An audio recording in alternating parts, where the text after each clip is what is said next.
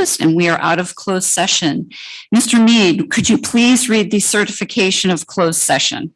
Whereas the New Kent County School Board has convened a closed meeting on the state pursuant to an affirmative recorded vote in accordance with the provision of the Virginia Freedom of Information Act, and whereas Section 2.2-3711 of the Code of Virginia requires a certification by the New Kent County School Board that such closed meeting was conducted in conformity with Virginia law. Now, therefore, be it resolved that the New Kent County School Board hereby certifies that to the best of each member's knowledge, only public business matters lawfully exempted from open meeting requirements by Virginia law were discussed in closed meeting to which this certification resolution applies, and only such public business matters as were identified in the motion convening the closed meeting were heard, discussed, or considered by the New Kent County School Board. Okay, thank you, Mr. Mead. Do I hear a motion to approve the certification of the closed session? I move we approve the certification of the closed session. Okay, thank you, Ms. Barber. Do I hear a second? Second. Thank you, Ms. McBeath. And board members, a vote. All in favor say aye. Aye. Opposed? All right, none opposed. The motion carries. All right, good evening, everybody. We're going to go ahead and start with our agenda. We're going to begin with the Pledge of Allegiance. We'll stand and recite the pledge together. I pledge allegiance to the flag of the United States of America and to the republic for which it stands, one nation, under God, indivisible, with liberty and justice for all. All right, the third item on our agenda this evening is our senior spotlight, spotlight of the graduating class of 2022. Dr. Nichols. Thank you, Ms. Winford. Very excited for this senior spotlight. There's only one way to end a school year, and that's by celebrating your seniors. Our mission in New Kent County Public Schools is not for kids just to graduate with a diploma. It's to be able to walk into something else. And we have the 3 E's. So we want you to be either enroll post-secondary, enlist, or be employed. So all great pathways, and there are multiple pathways, but we want you to graduate with a diploma plus something. And we have 3 young people who will graduate in just a few days at the Siegel Center at 7 o'clock. And we wanted to spotlight them because we have a student from each of the E's. They're going to tell you a little bit about themselves briefly and what their next steps are.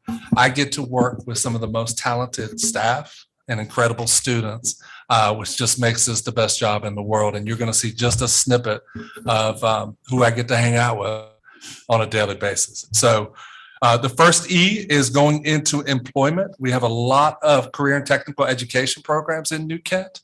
And we have Chris Rose, who's here with us tonight to talk about being a diesel mechanic. So Chris, the podium is yours. My name is Chris. I just signed on to Diesel Truck Parts a few weeks ago, sometime in May. And basically, what I do there is, I go out in the yard, I strip parts, put things back together, stuff like that. And I would say probably the biggest benefactor that I got from New Kent was probably Bridging Communities, because they had so many opportunities, they had so many options, and it wasn't like they threw me into the workforce with nothing. We got plenty of class time, we got plenty of explanations, we got the work experience. Before I graduated Bridging, I had over 160 hours of work time included with my class. So I feel like that really, really prepared me, and that really, gave me the option to do what I want and be happy where I am instead of being stressed out about having to work. I'm used to it. I love my job. I don't go to my job and I don't regret every hour. So I feel like Bridging Communities was a very, very great opportunity for me. Thank you. Can you Thank you, Chris? Hey, Chris. just one question really quickly. Chris, we're not letting you leave the podium. We're going to ask you a few We have questions, Chris. Come on Here's back. the real Come on. part now. Just All a right. quick question for you. Do you have was there a specific teacher that helped you along the way or guided you? Mr. William Glenn over at Bridging Communities, he was a great role model because he's very successful in what he does. he was a mechanic. He owns a shop. He's very successful. He knows a lot about the workforce.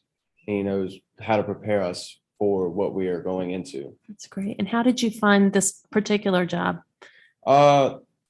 They reached out to my teacher, Mr. Glenn, and they told him that, if you have a student who's willing to work now, because I got the opportunity to start working early. That's And great. he told me about it, and I just kind of jumped at the opportunity. I went up there, I applied, and I got accepted. After a few weeks, they told me, they were like, if you plan on staying, we'll sign you full time. Like, they told me early. So I feel like that's probably how I got that job. It's great. I'm so proud of you. Part of bridging communities. So every program, there's an internship and there's a connection to an employer. And the best of the best get signed immediately. And Chris definitely represents us in the diesel mechanic world, and was part of our signing day that Dr. Ellis at Bridging Communities did a couple weeks ago. So incredible opportunity. He's going to walk right off that stage in the Siegel Center, right into Coastal Truck Parts. That's really Well, he's already there, but into just a great career. And what Chris said, he loves it. That's what we want every kid to do is wake up and love what they do. That's what we get to do. And Chris, where are they located? Where's Coastal Truck Parts located? Do you know where Pilot and Loves are? I think Oh, that's, Back in that area? yeah, Okay. it's like 2 minutes down the road right from Okay. there. That's great. And it's not very far from my house either. So it's win-win. It's not 15 minutes from here and 15 minutes from my house. That's wonderful. Good. Thank you. Thank you, you. Chris. Thanks, Great. Chris. Thank you. So representing our next E, and I know I'm going in a different order that's on the screen, is a young man who we're very proud of that is going to enlist in the United States Army, and we'll bring him to the podium. That's Mr. Marcel Barnett.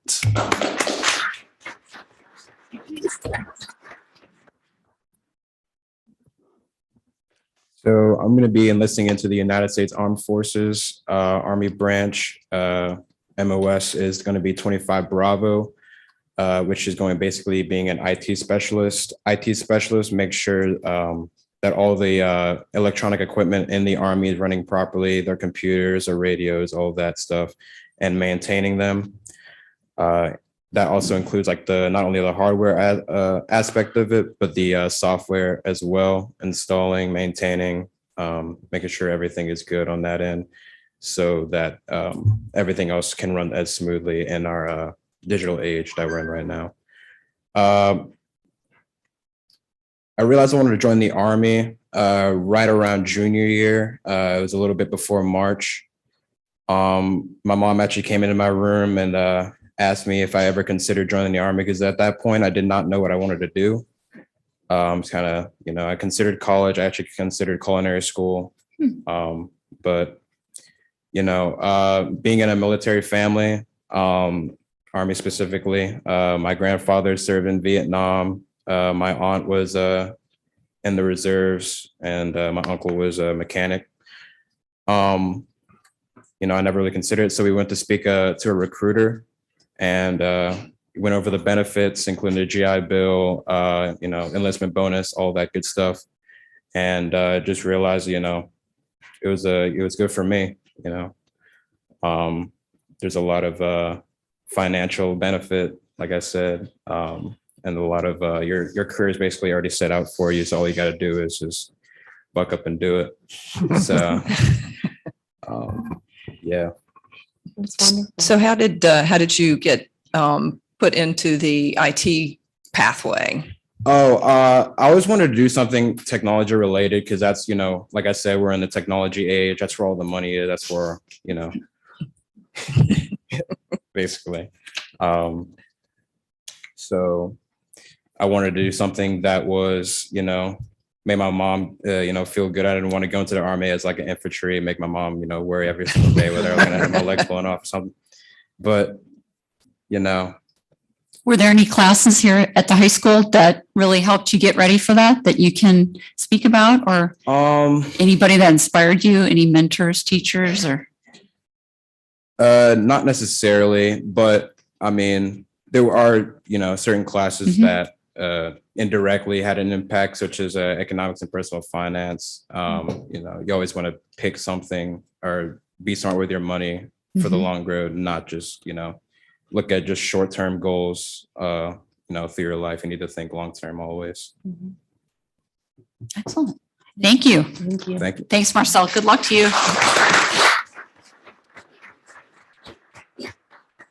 And our next senior is going to enroll post-secondary. I think he's unofficially the mayor of New Kent High School. So I introduce you to the one and only Trayvon Taylor.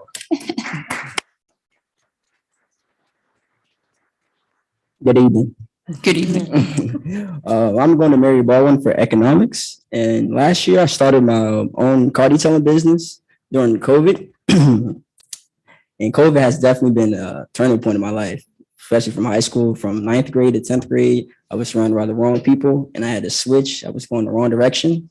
And my GPA was like a 3.2. And I wanted to get like a 3.7 because my dad always inspired me to have a solid GPA and get a good education. And he got his master's right now in cybersecurity. So now I wanted to talk about my detailing business, and the reason why I picked economics, because it gave me a broad of every aspect in the business world. It gives me supply and demand, marketing, and finance. And after I get my diploma from Mary Baldwin, I want to go and back in my business and open up more business so I can bring to the youth. So people for like younger age can actually get some income in, especially from high school.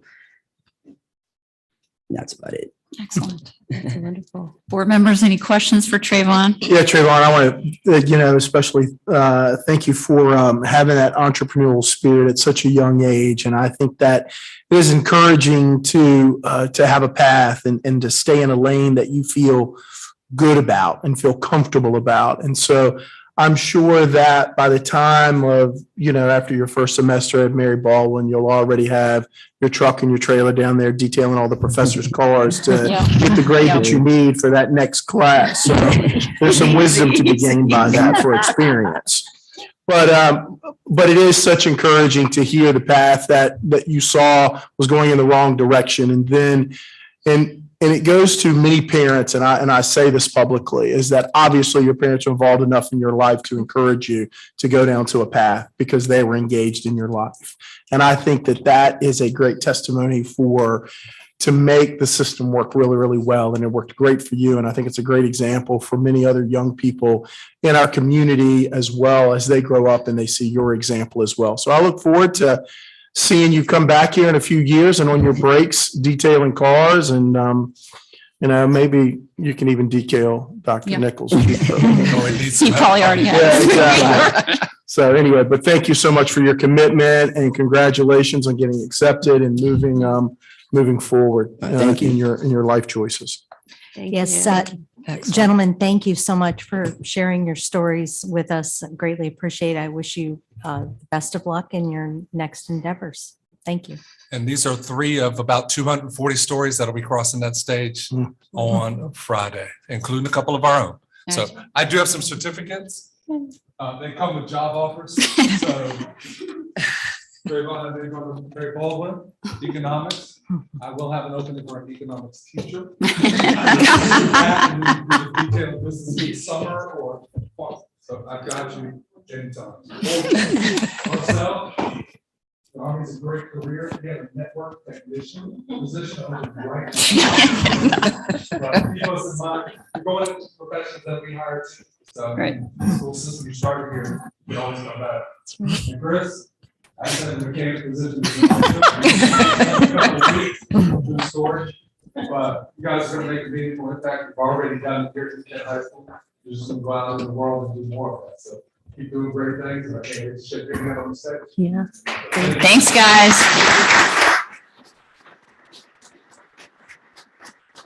And we look forward to seeing you Friday on the stage. So Yes. a few more days. Thank you. Thank you very much for coming. All right, our next agenda item is the consent agenda. Board members, by now you've had the opportunity to review the items listed on the consent agenda, including minutes from previous meetings, bills and payroll, and the superintendent's recommendations regarding personnel and student matters. Do I hear a motion to approve the consent agenda as presented? I make a motion that we approve the consent agenda as presented. All right, thank you, Ms. Daskell. And a second? Second. Thank you, Mr. Mead. Board members, any discussion on the consent agenda? Okay, hearing none, we'll move to a vote. All in favor, say aye. Aye. All opposed? None opposed? The motion carries. Next item is item 5, our citizen comment period. Before we begin, I would like to thank all those in attendance this evening for coming to speak tonight. Please note that comments are limited to 3 minutes. Once the timer sounds, please promptly finish your comment and return to your seat. It is customary for the school board not to make a comment during the citizen comment period. Please make sure that your contact information is provided on our sign-up sheet if you would like someone to follow up with you. And thank you again for coming this evening. We have a few speakers on our sign-up sheet tonight. Our first speaker is Tom Miller.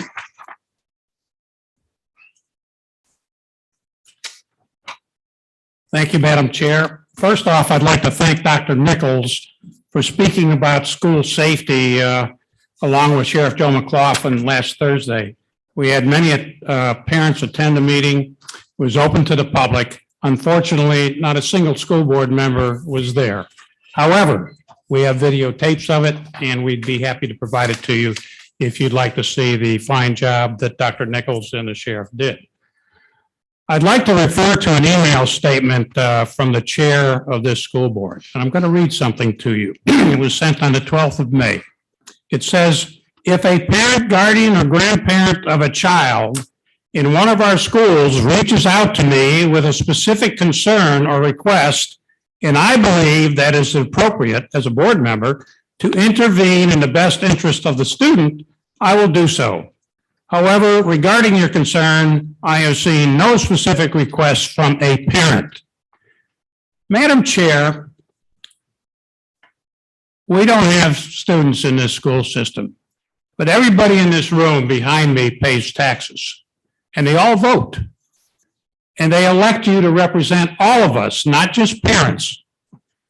A large part of the county's budget goes to the schools.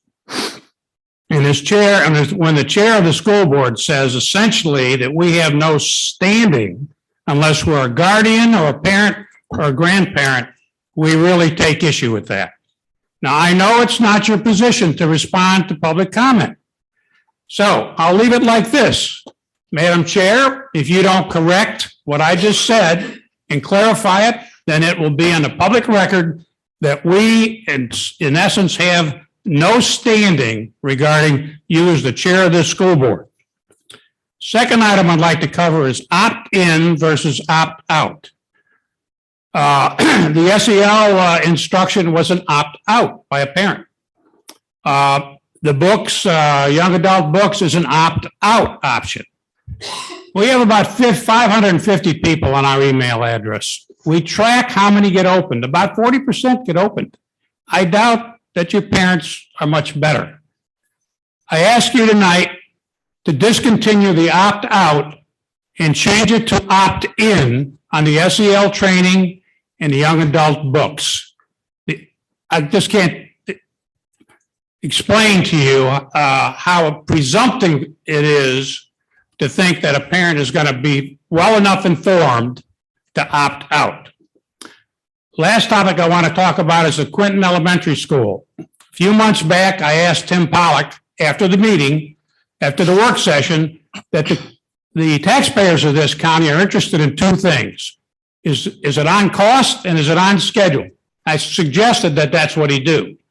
The following work session, when they gave the presentation on Quinton Elementary, I talked to Dr. Nichols about it. I says, the first two things I want to hear as a taxpayer, is it overrunning and is it on schedule? Well, at the last work session, Mr. Pollock briefed. Thank you, Mr. Miller. Your time is up. I think you said I could finish my statement. I'm going to do that. I'm letting you know that your time is up. Brian asked him for that statement, okay? So in the future, I would like to know whether that school is ahead or behind on schedule and whether it's over or under budget. Thank you. Mr. Miller. Our next speaker is Eve Alfonso.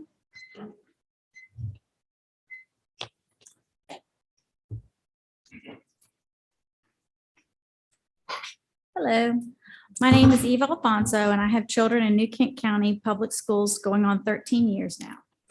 I wanted to say thank you to all the teachers and administration for supporting our kids' learning. Their efforts have sparked and encouraged the love of learning that is so important. I appreciate the programs for education like the Summer of More, reading programs, math night events, just to name a few. I'm also very excited to hear about the continued and significant expansion of the dual enrollment opportunities with Rappahannock Community College, as well as the quality and expansion of the bridging community programs at the high school. And I also wanted to speak to the New Kent High School Parent Teacher Student Organization. Thank you to all in the community that has supported this group. It has resulted in $2,000 in scholarships, $1,000 that goes towards prom, and we had over 20 volunteers for after prom, which helps to make sure it's a safe environment for them. Student accomplishments, you saw a whole bunch of great students today, and we'll have more on Friday. I'm so excited, but I did want to list just a few. The Dragon's Tea Party. It's a book that was written and illustrated by local teens as part of the Heritage Public Library Teen Advisory Board. I brought a copy today, so if y'all want to look, I was one of the first people to check it out at our library. There's another one, but it's great, and they worked on it for over a year. So I think that just shows you some of the great work that our students have. I'm also very proud of our student athletes that work hard inside and outside the classroom. Many have reached some notable level of competition. The New Kent High School Trojan Theater has so many talented and amazing students. Let me just say, I just saw not too long ago the Bright Star play, and it was truly impressive. It was so impressive. So I just say that to talk about some of our students. And at the end, they spoke to the very important teachers that made a difference in their life. And lastly, I'll do this and then finish up. But at the New Kent High School scholarship ceremony last week, we got to hear about the great accomplishments of so many of our students, as well as the important work our community does in supporting these students with the scholarships and other efforts that they offer. And this helps them to continue to learn and grow in their educational opportunities in trade, as well as in 2- and 4-year educational institutions, and as we spoke to and heard about earlier in the military. Lastly, I want to thank all of you for listening and caring about our students and our families. Thank you very Thank much. you. Appreciate it. Our next speaker is Susan Matheny.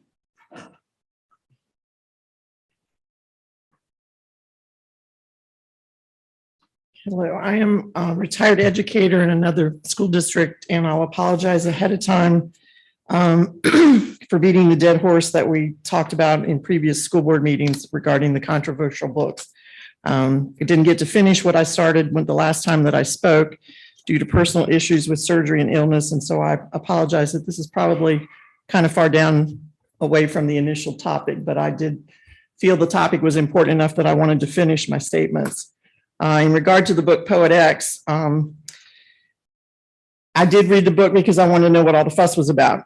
And what I want my granddaughter reading this book, she's in the 6th grade.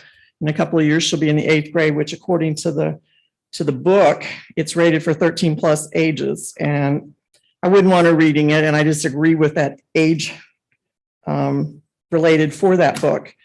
The book required social and emotional maturity to understand the underlying concepts. If for no other reason, middle school students this year are probably 2 years behind in social and emotional maturity and development due to school disruptions because of COVID. So another reason why the book was probably inappropriate. Another thought to give is today's society, we don't have just a porn problem, we have a porn epidemic. And books like this with sexually explicit phrases and paragraphs, whatever, contribute to this problem. And scientific studies show that pornography can be as addictive as in having brain changes similar to those when someone's addicted to drugs and alcohol. And for the undeveloped brain of a young person, the addictive consequences can be lifelong. It distorts attitudes about sexuality and leads to increased sexual permissiveness and risky sexual behaviors. Pornography desensitizes and dehumanizes as well as exploits women and children. Books such as Poet X with sexually explicit scenes contributes to this problem. Now, people may not see it as pornography, but it's a stepping stone in that direction. Teachers and administrators must approach issues like this in a conservative manner because that sets the higher standard for the community. Kids will always find ways to participate in risky behaviors out in the world, but normalizing these behaviors in public education is inappropriate. Another thing that I would like to see with the New Kent School Board are more town hall meetings. There was one in the fall, and I found it very informative and very productive with the ability to ask school board members questions.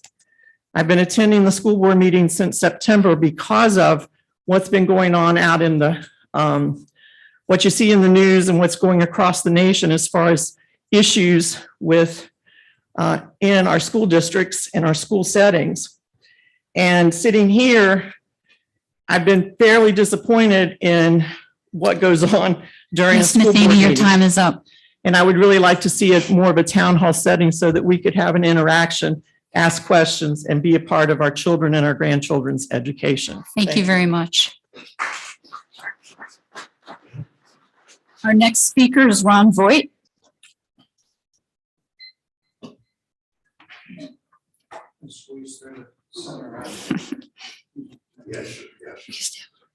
Socially distanced chairs. Board members, Dr. Nichols. I've come many times and have been highly critical, and I think my time here and my comments have been warranted. What I would like to say tonight is not what I brought and prepared. Not that I've had a tremendous change of heart or believe something different, but when we come and we speak with you, when we come and we bring criticism, and when we come and we bring concerns, we're not the other team. We are on the same team. We're fighting the same battle. We just refuse to be quiet about it. We refuse to allow immorality into our public school systems to our students who are so vulnerable in these areas. This is not even an educational issue, it's a moral issue. The educational issues, as we've heard tonight, 3 beautiful examples of the success that's going on in the schools.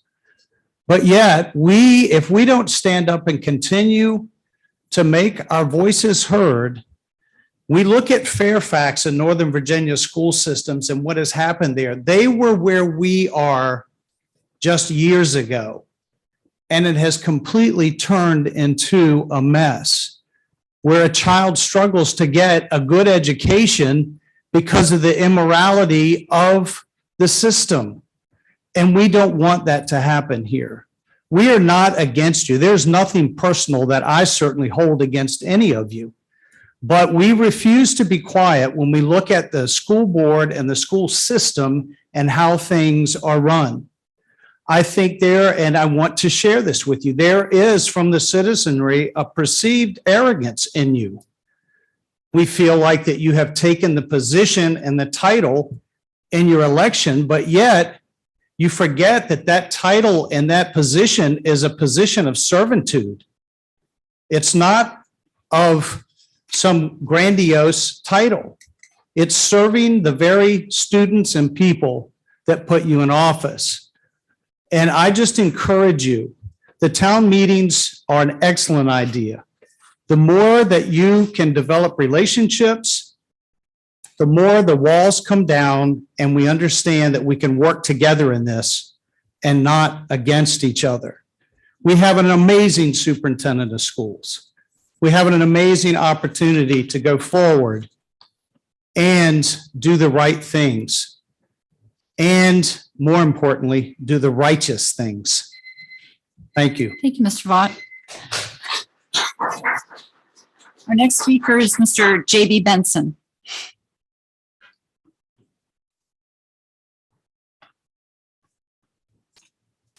Madam Chair, J.B. Benson, District 5. The questions I asked tonight are not rhetorical. This is Governor Youngkin's executive order number 1. Have each of you read this? Has every teacher read this? What it does, it eliminates the inclusion of divisive elements in the classroom based on ethnicity, gender, and skin color. So effectively, CRT should no longer be an issue in New Kent County schools or any state school. It was issued 4.5 months ago. There's been plenty of time to circulate that. This is the state superintendent, John Barrow's report to the governor on education in Virginia. Have each one of you read this? Has every teacher read this? This is the basis of education in Virginia going forward.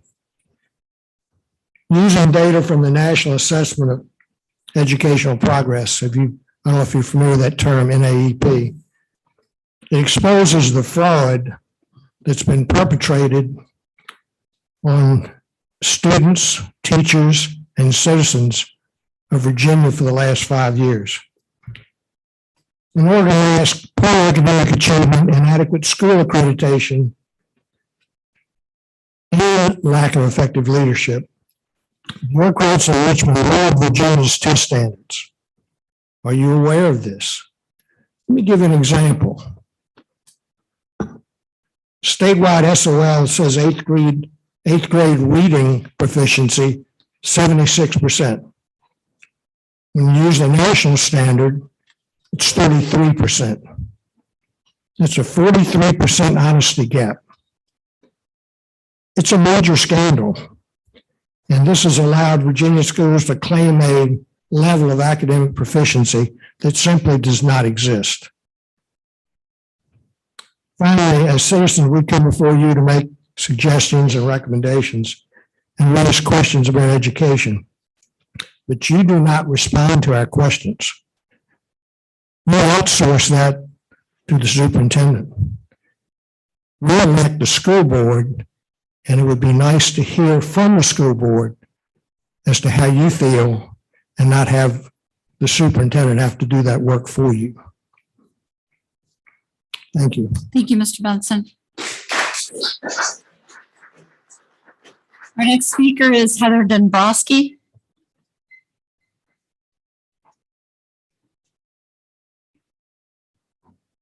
Hello. First, I would like to take this opportunity to publicly honor and express my gratitude for the thousands who 78 years ago today courageously participated, many losing their lives in the events of D-Day.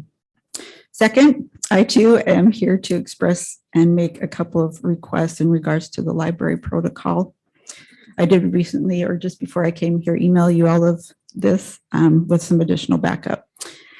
The protocol wherein parents were advised of their ability to opt into previewing a designated young adult book their child requested to check out from the middle school library allows them, if they want to opt in, to be sent a title of the book and a link to a book review. I am also asking you to change this protocol where instead of opting in to being notified, parents need to opt out of being notified. In other words, students should not be allowed to check out YA titles unless one of their parents specifies that their child is allowed to do so. Several months ago, when the opt-in measure was first enacted, I believe Dr. Nichols stated that only 2 parents had thus far opted into the measure. Maybe more have done so since then, but after reviewing the email that was sent to parents, I am frankly not surprised that more parents didn't express interest of receiving notifications and being informed about YA titles.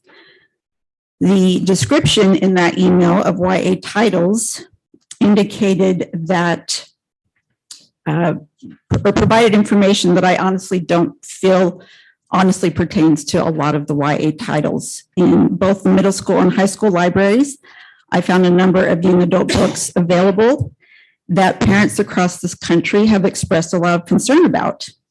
At random, I picked one of those books, both at the middle school and high school library, and read some reviews about it. While the email sent to middle school's parents indicated that young adult literature is supported throughout the school library and literary communities, it appears there's a large difference of opinion between what these entities support and what parents generally support and view as acceptable reading material for their teens or tweens. My second request is that this same protocol be enacted at the high school library. My understanding is that currently there is no option provided to parents wherein they can have a say as to what their child is allowed to check out. My child will be here next year. We have to be more proactive instead of reactive. It's quite obvious that our children are struggling across this country. We need to connect the dots as to what is causing these problems.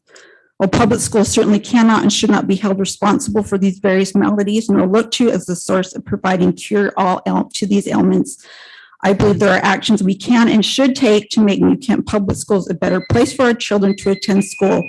We can do more, Ms. Dombrowski. and we must do more to Thank make you. this happen.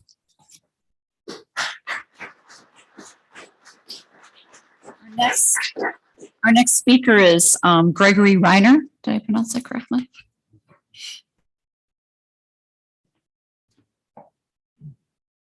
I'm Greg Reimer. I'm from Cumberland. Thank you, Madam Chairman. I'd like to speak tonight about the role of the different parts of our education system. Education, as has been implemented by the U.S. since the beginnings of the 20th century, is a government monopoly. And we don't have a market check on the institution's behavior. The only check we have upon it is an elected school board that's supposed to represent sovereign interests of the citizens of the school district. The progressive conceit has always been that experts and expertise trump politics when it comes to good government. But that's really wrong on its face, because politics is all about conflict and policy, and not the nuts and details of how something is done. It's about what policy direction we are focusing teachers and administrators, not how they're doing their jobs. That isn't a question for expertise. That's a question for politics. That's one of the reasons why these issues are becoming important, especially in the areas of norms. We've been using the schools systematically to experiment on pushing norms in ways that a lot of the experts think are the right way to go. But in challenging these norms, it becomes very dangerous because it brings us to the brink of nihilism. If you are consistently challenging norms every day, and once you have succeeded in creating a new norm, challenge the next one, at what point does the whole concept of normative behavior fall apart? This is an important subject to me, and I think that we're seeing some of this enacted in the behavior of some of these killers. All the norms that had been originally all traditional norms are being challenged, and they begin to wonder if there are any norms at all. The school board's role in the whole education system, is that time? Oh, school board's role in this whole education system is to establish the curriculum, direct the superintendent, and let him do his job. It's to know about the competing interests that are trying to sell you curriculum, because there are tons, right? The book publishers all have an interest in getting you to change your curriculum, and not always for the good, because they make money publishing. As you select this curriculum and are responsible for it, it should try to represent. Thank you very much. Thank you. Thank you very much. Our next speaker is Lucia Lucas.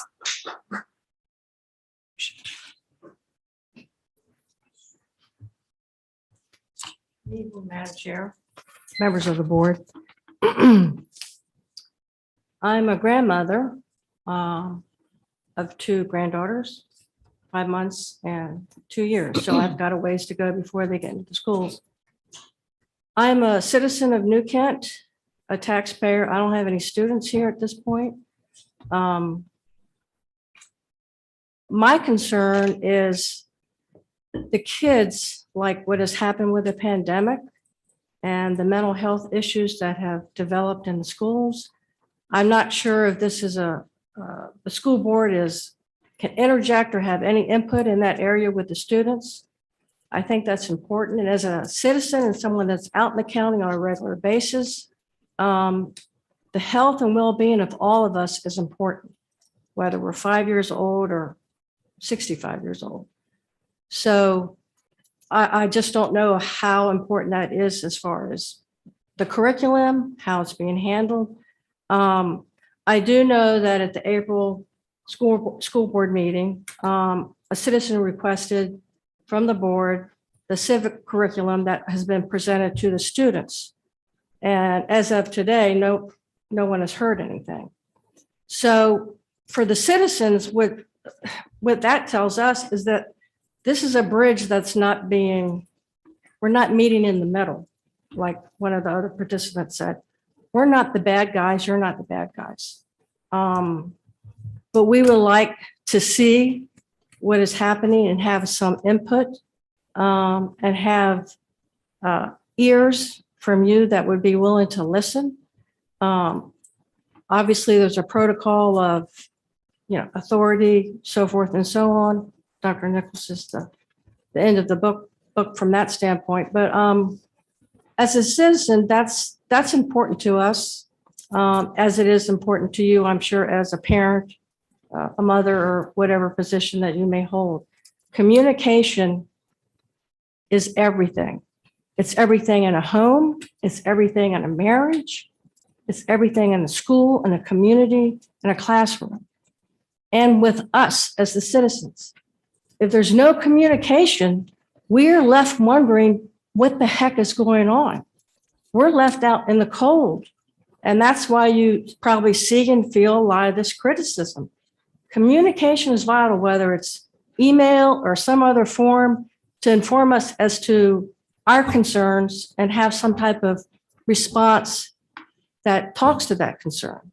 Not silence. That doesn't work. We know that doesn't work. So I appreciate your hearing us out, hearing me out, and thank you very much. Thank you, Ms. Lucas. Our final speaker this evening is Jill Lovett.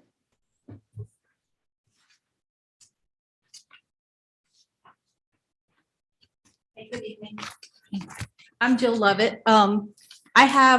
In my household, I have 3 children in the New Kent school systems. We have one in New Kent Elementary, one in New Kent Middle, and one in New Kent High. So I have a really nice look at what the schools are doing.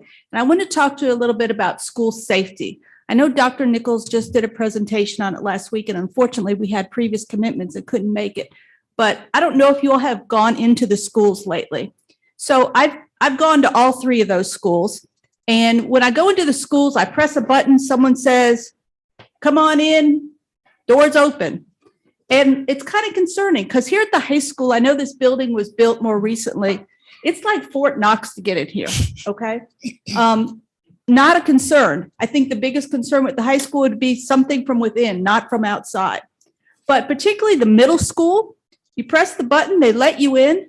You got 2 halls, a cafeteria, and no way that anybody is even checking that you've gone up to the office. It's pretty darn scary given the current situations with the shootings and all the other crazy stuff that's out there. And I know that's an old building, and I've tried really hard to figure out, so what would I put in place to fix that? And I know you're looking at it, Dr. Nichols, but I had some suggestions that I want you all to think about, because when Dr. Nichols asks for the money, I need you to give it to him, okay? So here's the things. We need cameras that have a full body view, not a face view, a full body. You got to see if someone's carrying something. We need to figure out how we can show ID. I mean, you got to show ID to do anything, but you can get in our buildings without showing an ID right now, which is a kind of a scary thing. We need to ask people what their purpose for the visit is. So there's a reason people are coming in our buildings with our kids. And we need to figure out a way to assure people actually go to the office when they get in. What's preventing them from going down to the cafeteria and doing something crazy to our kids? If they came at lunchtime, they could get into the middle school cafeteria and the elementary school cafeteria without an issue. And the other thing that is a concern to me is how are we getting real information about those kind of things to parents? The worst thing right now is social media. We had an issue at the high school, a month and a half ago. 4 different sites on social media were all talking about crazy stuff. Is there a way we can give a little bit of information to parents so that they're at ease and they're not making up stories on social media? Is there a go-to person at each place to say, here it is, before we have all the answers, here's a little bit of information, stay the heck at home, we don't need you up at the school, that kind of stuff. And what's my last thing? That was it. But remember, when Dr. Nichols asked for the money for that, he really needs it. Thank you. Thank you, Ms. Lovett. Thank you. Okay, that concludes the citizen comment period. Thank you to all of our speakers again this evening. Next item on the agenda is new business. The first item, authorization of signatures in the absence of division superintendent. Dr. Nichols. Yes, Ms. Swinford, thank you. This is a standing item that comes before you annually. I am proud to date that we haven't had to use signature in absence of the superintendent. And I have no plans to be absent moving forward. However, if there was ever a case that we needed a document signed, that Jonathan Hockman, our assistant superintendent, and our executive director of finance, Haney Morkheim, would be able to sign in absence of the superintendent. It's the same setup that we had last year. Nothing has changed there. Be more than happy to answer any questions. Comes up hardly ever, but if it ever did, they would be able to do that legally. Okay, thank you, Dr. Nichols and board members. This does come before us this evening for a vote. Any questions from board members? Okay, thank you, Dr. Nichols. Next item is the appointment of fiscal agents, also Dr. Nichols. Yes, this is another June standalone report, or not report, but resolution that comes before you. You have a fiscal agent resolution, and we want to appoint, and no surprise on this one, Haney Morkheim to be the agent, the fiscal agent, as our finance guru, and then myself, Brian Nichols, as the deputy agent. Once again, this is an annual thing that school systems are required to do, and we have the same setup as we do this year with Ms. Morkheim as the agent and myself serving as her deputy. Okay, board members, this does come before us this evening for a vote. Any questions or comments? Okay, none for that. Next item is policy JN, student fees, fines, and charges. Ms. Morkheim. Madam Chair, board members, annually we bring you the student fees, fines, and charges, changes and modifications for the next fiscal year. This evening, as we recommended in our last budget presentation, we are asking that we remove the Chromebook and information access fees as we have charged in the past. The other change that we're recommending is that we're increasing the second or subsequent accidental damages from $25 to $40 per incident. This number hasn't changed in at least 8 years. There's more handling of the devices, a better proration of the fee, and hopefully deter against accidental damages. The only other change is with the gym suit. You'll see an increase to $20. And then minor changes throughout the high school. They have had some recommended changes on some of their class fees. There may be changes on the second reading. Okay. I know Mr. Spiak is working through what the actual cost of attending games will be to work through his athletic passes and what those will be. So we did indicate those in red just so that you're aware that that could potentially change. So we're dropping the ceramics and art fees. Yes, ma'am, that is the high school's recommendation.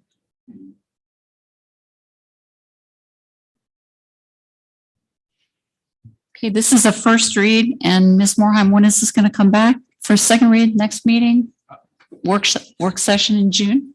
It is currently planned for the work session in a few weeks. So if you have any recommendations or anything you would like to see us do differently, we'll also get additional information. Mr. Spiak's waiting on the Bay Rivers District to come to and BHSL to come some sort of agreement, which is a little difficult right now as we are in the middle of trying to win a couple state championships. So. Understood. Board members, any other questions or comments? So the Chromebook fee was an access fee that each student had to pay? Yes, ma'am. previous? Basically, traditionally in some schools, it started as an insurance policy Mhm. for devices. A lot of divisions have swayed against that. And now you have an all-encompassing plan when you're leasing your laptops that covers it. So it's not a separate insurance policy per se for those devices. So we really just don't have anything like that. We just don't believe now that we're basically saying this is a part of our instructional plan that we really are not going to be charging for that device. Okay, thank you very much. Thank you. Thank you. All right, that concludes our new business for this evening. I'm sorry, one more item, the federal programs application, my bad. First reading on this, Mr. Ross Miller. You almost didn't make it, Ross. I started good, but I was like, okay, maybe I'm not talking about. Madam Chair, members of the board, Dr. Nichols, it's my pleasure to come before you tonight. Each spring, we have to recertify our federal program applications. And coming before you are 4 federal program applications, titles 1, 2, 3, and 4. And this is first reading. Just to give you a general summary, what those are. So Title I, we received approximately $260,000. These funds are made available for the general district, but the funding amount is based on our free and reduced lunch count. And we use those funds to pay salaries for reading specialists in our buildings, to provide literacy intervention and literacy leadership in our elementary schools. And then also some funds for materials for those interventionists to be able to work with students. The Title II is teacher quality, and we get approximately $64,000 there.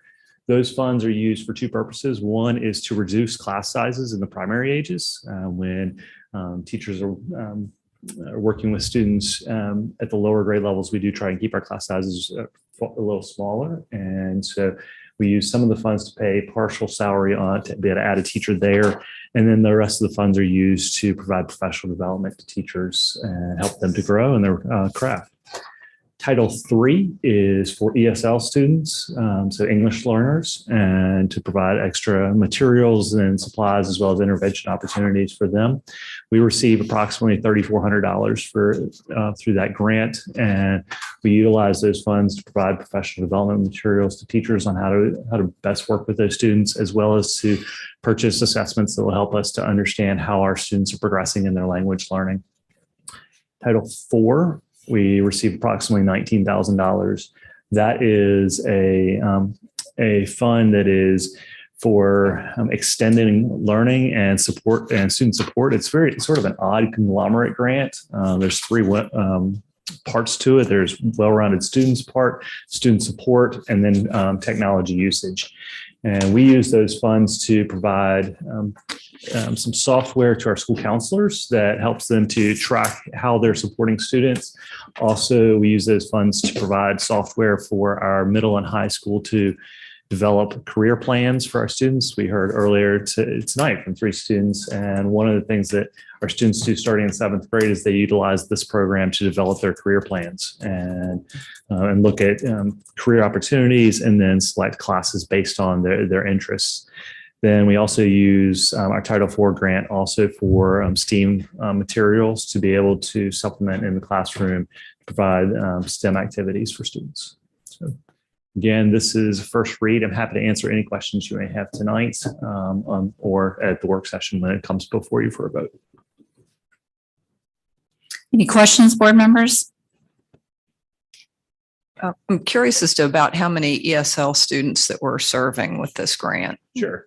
So we have approximately 38 active English learners, and then about 12 students that are currently in monitoring status. So once a student tests proficient in English language, we monitor them for 4 years and to make sure that they're still being successful. Thank you. Okay, this comes before us for second reading next meeting. Thank you. Thanks, Mr. Miller. All right, moving on to old business. Amendments to the superintendent's approved fiscal year 22-23 budget. Ms. Morheim? Madam Chair, board members, tonight we are asking that you adopt the approved budget. I do need to give you a quick update on that. Two things, and I'm sorry for the wordy slide here, but I wanted to make very clear of one thing. On the last presentation that I gave with all of the updates, I actually cut us twice, the 274. So I wanted to clarify and make sure that the appropriate amount was shown. One thing though that I am asking, the 74,400 that I had recommended to pull out of the budget, I'm going to ask you to put that back in. And the reason I'm going to do that is because the county adopted a budget that had it included. And we have to have our budget to match what they approved. So I'm asking to amend our budget to include that amount and potentially come back at a later day to reduce it. But most likely, I will wait and see what comes through the state revenue with the budget approval, and then come back with an update at that time to let you know kind of where we go from there. So board members, we still don't have a state budget. We do hope any day to have one and to have our calc tool that shows us what we will receive from the state. We are kind of running out of time in the year. So likely you'll have another budget update, hopefully at the work session, where we can provide another look at it. There was some good news. They did include the 5%.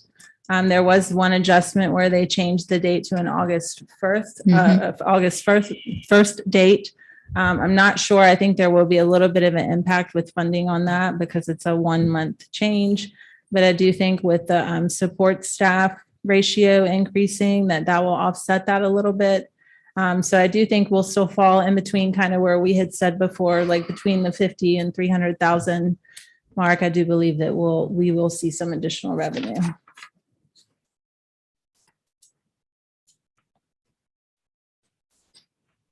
Board members, any questions on these amendments at all?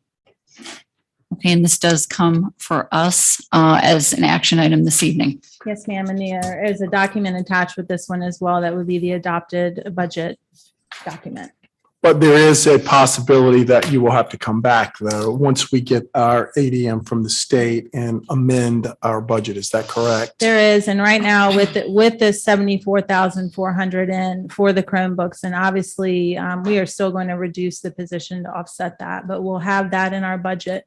So quite frankly, if we see a state revenue increase of anywhere near 74,400, most likely then I would just come back to you for a budget amendment and we would shift and do a transfer from that local funding into a state funding line. But either way, I'll probably either come back to reduce that or to add additional state revenue. We just need to wait and see what's in our calc tool and what those figures look like. And then we would proceed forward, with the county and also ask them to do the same on their side. Gotcha. Thank you. I guess the other thing too, with the raise piece, the 5% that they put in, if we do not, we were going to enact that on July 1. Is that correct? Yes, and we still will do that. That would be our recommendation. You said there might be a lag for that month there potentially? Yes, sir. It might be some reduced funding. But we do feel confident in our 5%. We applied on July 1 and in the budget, and we have sent out our contracts. So everybody and the teachers actually get that increase starting in September. That's when their contract starts. So we will not have changes with that. There is one item in there that's a bonus that has been put in for December, possibly with some ARPA funding. So we're just really waiting for the additional communication to us with regards to what that may be and how that may apply to our staff. Thank you. As Haney mentioned, a couple of these budget adjustments are ARPA specific. So ARPA being the federal grant that the state have received, similar to our ESSER grant. So that's one-time funding. So that bonus is a one-time funding and only for SOQ positions. So once we get to see what that is, and I think the deadline, that's by December something. Yes, and there was no local match requirement for that. That's a little tricky because if you're going to provide it to everybody, there's going to have to be a local match requirement. Right. So that's good.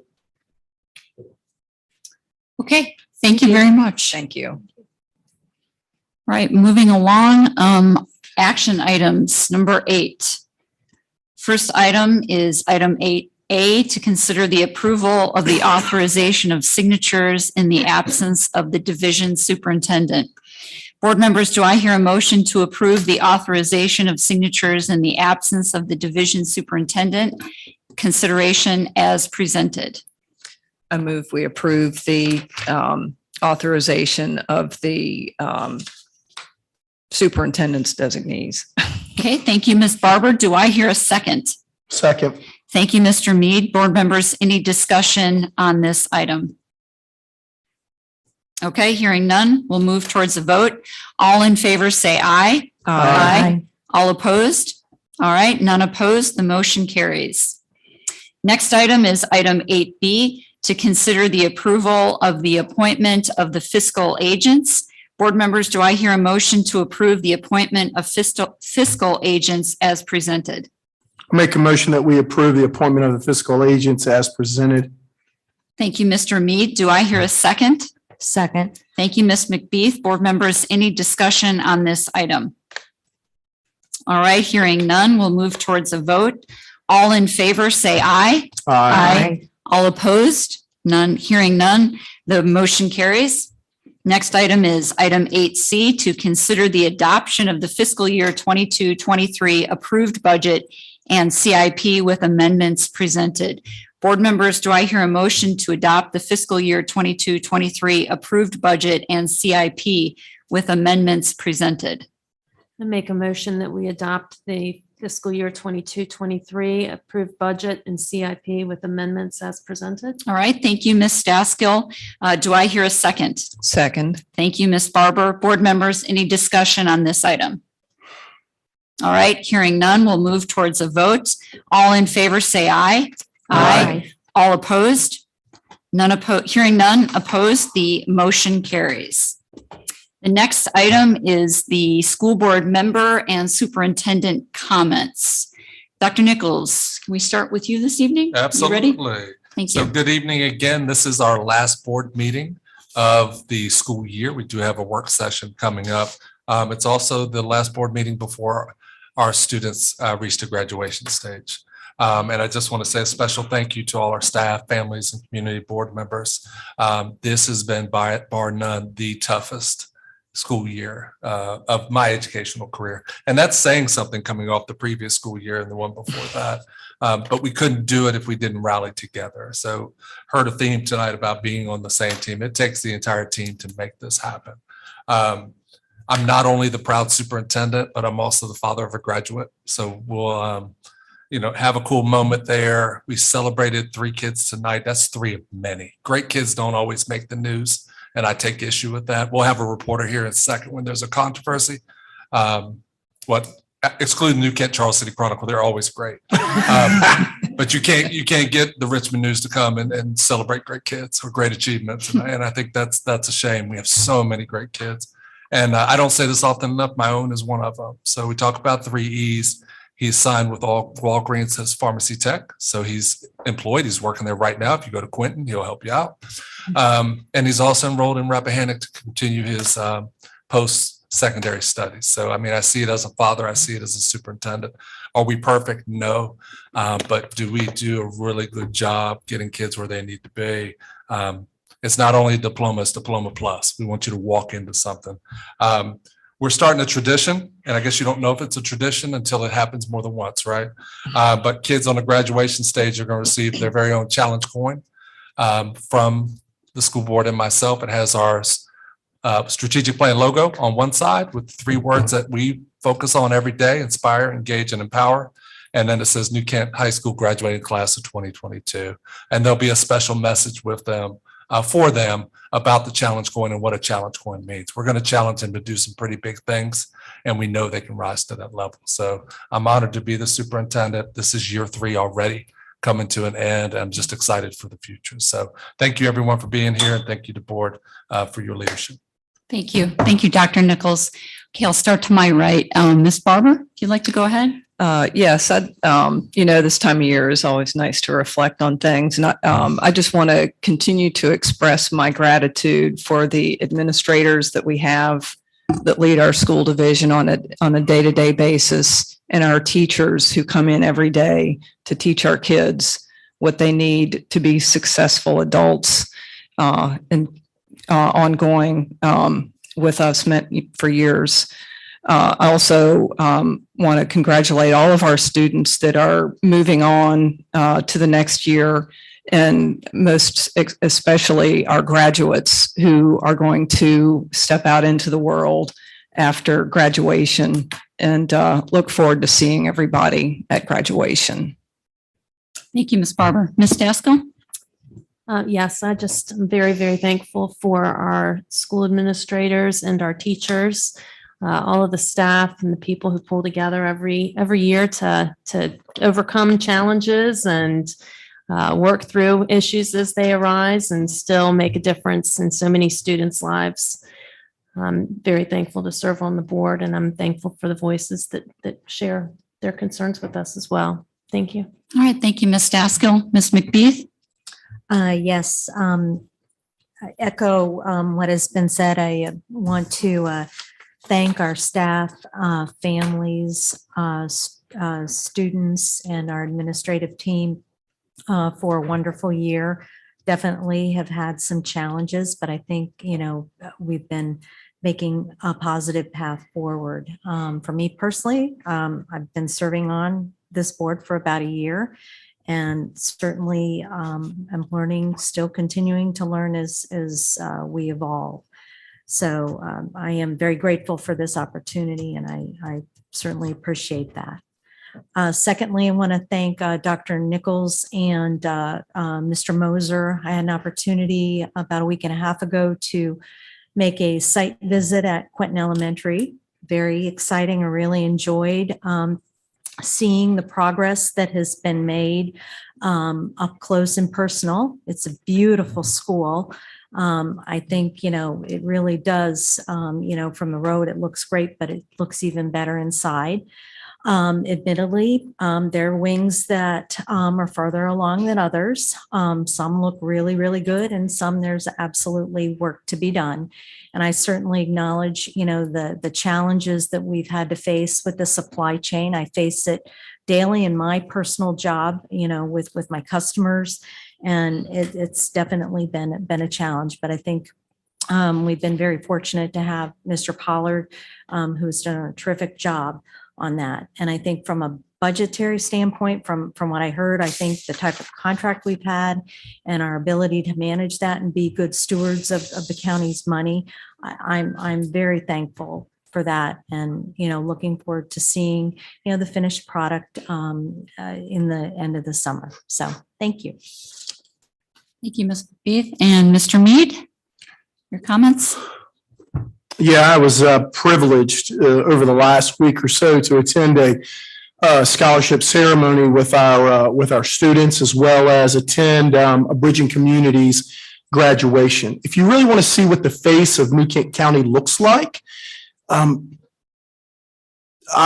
wish you would have attended that, because to see those parents and to see the accomplishments, and Ms. Swinford can echo this in terms of scholarship. If I'm not mistaken, Ms. Swinford, there was $1.8 million that was issued in scholarships to our students this year. So as a community and as an education system, this is what I know. We do something right, and we do it well as educators. And so with these educators that we have here, they're doing an incredible job of preparing our students to the next level of their life. And that was just such an encouragement to me. When you see a student walk up there and receive a $6,000 scholarship for the next 4 years, if I was that parent, I am beaming from ear to ear, and they know, and that student knows and acknowledges that with the help of the education that they received at New Kent County, that was made possible to them. In the same way with Bridging Communities, there were 73, I believe, graduates at Bridging Communities that received 91 certificates in their field of what they achieved during the last 2 years of their life, which is just phenomenal. And Bridging Communities is our technical school, New Kent County, places more students in bridging community than all the other jurisdictions and most combined. And it shows when you see those graduates come across that stage. And the majority of them, and I think one is even a culinary young man that received a full scholarship down in Tennessee, I believe. Pastry chef. Pastry chef, a full, and so again, I go back to the things that I believe, and having 3 daughters that have graduated from New Kent High School, and I know that they would say the same things in terms of their educational process.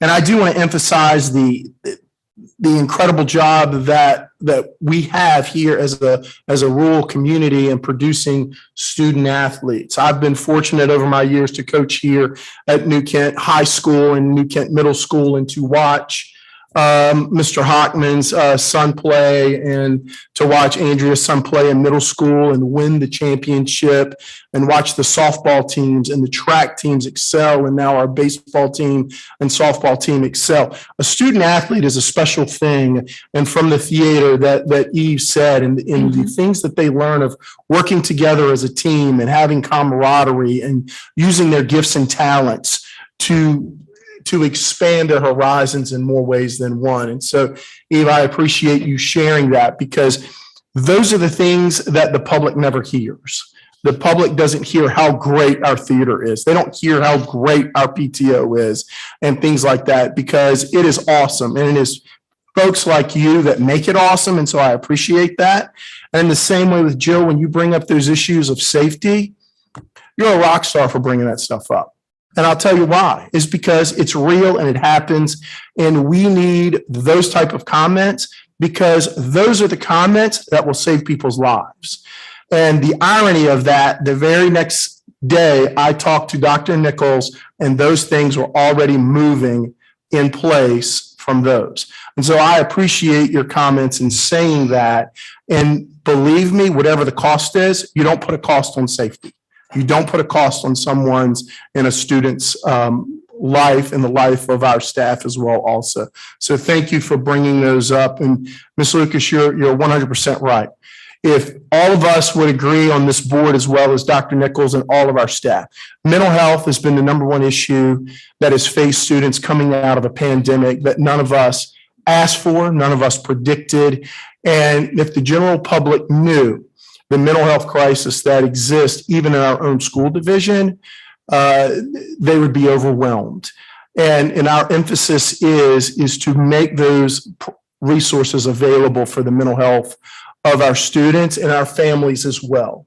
And so now that we are back to whatever the word normal means for education today, that has been an issue that we have aggressively addressed on a regular basis in our meetings with administrators of how to really talk about mental health. And so thank you for bringing that to the forefront. And for folks that, and I appreciate the passion and the comments from everyone that speaks here. And unbeknownst to many people is that we do hear what you say, and we do take it under definite advisement and having communication about that. So thank you for your passion. And so as we move forward to end this year excellent, I'm telling you what, to see those 240 students come across at the Siegel Center, which we haven't experienced in 3 years, right?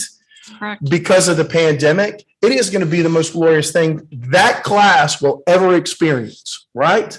Because of the impact that their parents, their teachers, their administrators have had. And Friday night is going to be a celebration like none other because of the achievements of doing that. And so I want to thank again, Dr. Nichols, and especially, all of the things that happened, and Haney and her commitment.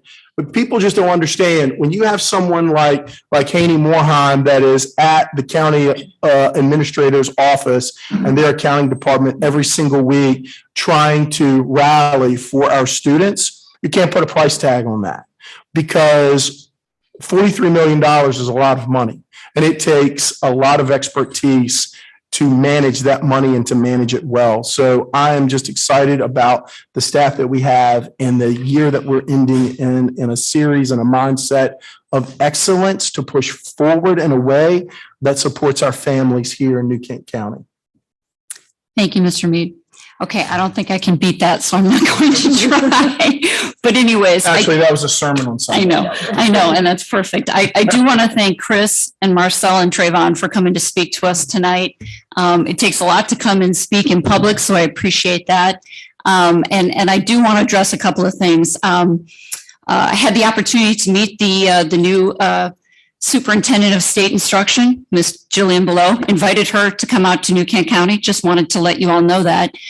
She took that under advisement. She has a very busy schedule, but our former superintendent worked for her. So I said I would hold him accountable to having her come out and see our community here, to see our schools.